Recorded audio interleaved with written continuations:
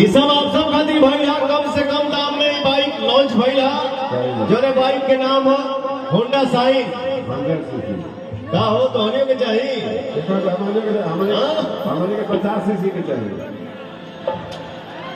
100 एक नंबर होता है। ठीक है ठीक है।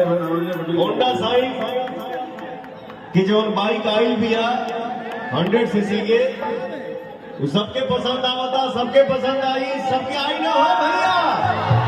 क्या बात है, अरे तो हनी कैसे कराल तेरा जब बस सीना चौड़ा रहता है। आज तो हनी के आशीर्वाद से, आज आप ही लोगों के आशीर्वाद से हो भैया। आपका भाई 7 दिन से सोया नहीं है, आप खुल नहीं रहा था बट आप लोगों के सामने आया।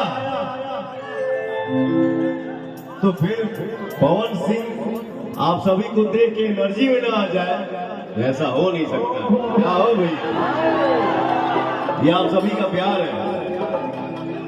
सबको प्रणाम। देखा हमार इतने तादाद में, इतना बड़ संख्या में हमारे यूट्यूबर भाई वाले सब, ठीक ना। हमारा छोट भाई भाई शुभम लव यू बेटा, सूर्या है मेरा भाई, और जितने भी हमारे भाई हैं आप सभी को ढेर सारा प्यार।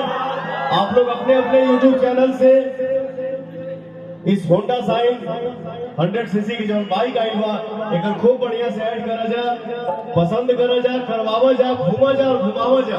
जय हो, लव यू।